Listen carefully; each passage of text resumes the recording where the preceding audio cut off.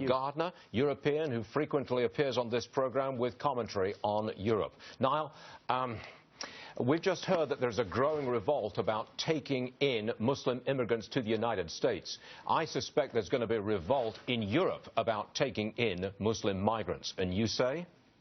Yeah, I agree absolutely, Stuart, that, in Europe there's already a huge backlash against this idea that you can bring in hundreds of thousands, even millions of Muslim immigrants from Syria, North Africa, across the Middle East, and then everything will be normal. I think that Angela Merkel's invitation to vast numbers of migrants coming from the Middle East and across the world sends completely the wrong signal. And you are going to see, I think, a furious backlash in the coming weeks against Merkel's position. Already the Polish, for example, just today, have said that they will not cooperate with the European Union's refugee resettlement plan. That's the end of the way Europe operates, though, isn't it? I mean, if you destroy this idea of free movement within the European Union, and that is being destroyed, you've essentially ended the whole idea of European unity. Yeah.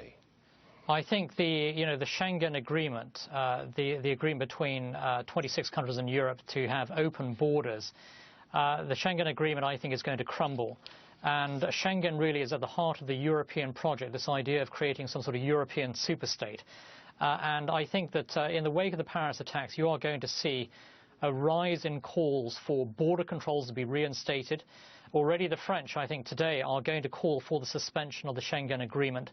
And I think that this whole idea that you can allow people to move freely across Europe without border controls, as we've seen with Paris, this is an extremely dangerous policy in place. Unless you can control your own borders, you are going to see more and more terrorist attacks like this across Europe. So this is a turning point. I mean, we said the same thing with the Madrid bombings, with the London bombings. We said this is a turning point. But you now believe, Niall, this is the turning point, and it's Paris. Yeah, I think there should be a turning point. It will be. I think the stakes are even higher now than they were following the attacks on London and Madrid a decade ago. I think that with the rise of ISIS, we're facing an enemy that is even more vicious than Al-Qaeda itself in some respects. It's also an enemy that is more firmly rooted on the ground in European countries, with dozens upon dozens of Islamist terror networks operating across Europe, from Berlin to Amsterdam to Brussels and London. And we are fighting a truly global war here, and our leaders need to understand that.